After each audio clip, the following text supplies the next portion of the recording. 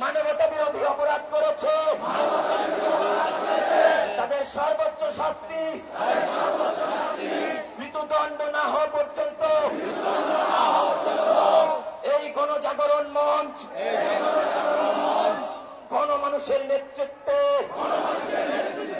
টেকনাফ থেকে তেঁতুলিয়া আন্দোলন চালিয়ে যাবে। 3 দিনের অবস্থান কর্মসূচির পর আয়োজিত সমাবেশ থেকে দাবি আদায় না হওয়া পর্যন্ত আন্দোলন চালিয়ে যেতে এভাবেই শপথ গ্রহণ করেন আন্দোলনকারীরা। এর আগে আন্দোলন কর্মসূচি ঘোষণা করা হয়।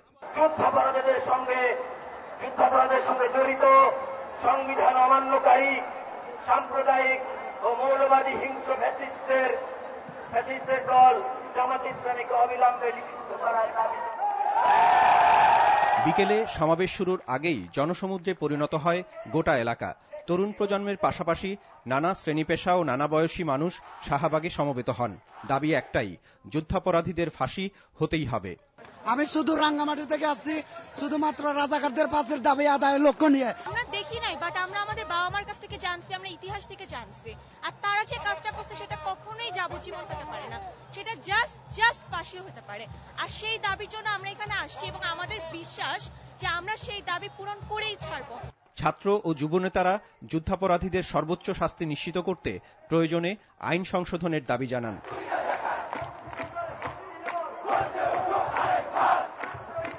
তরুণদের দাবির প্রতি সমর্থন জানিয়ে তাদের আন্দোলনকে আরেকটি মুক্তিযুদ্ধ বলে আখ্যায়িত করেন মুক্তিযোদ্ধা ও সুশীল সমাজের প্রতিনিধিরা।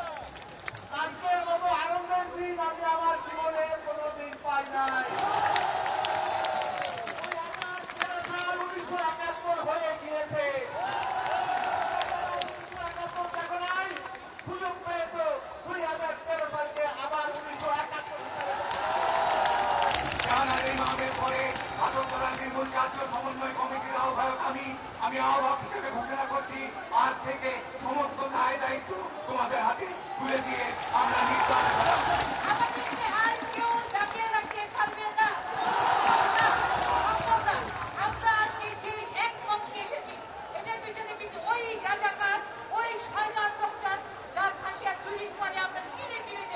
আমাদের জানিয়ে যান যে আপনারা সেই আইনগুলো করবেন।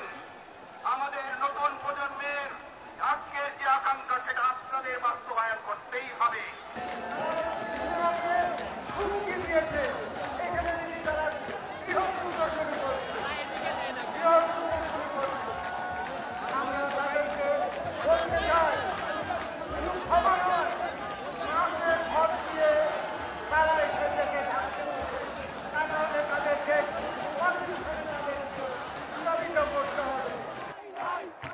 আন্দোলনকারীরা বলছেন, যুদ্ধাপরাধীদের ফাঁসি নিশ্চিত হলেই মুক্তিযুদ্ধ না করতে পারার তাদের আক্ষেপ কিছুটা দূর হবে।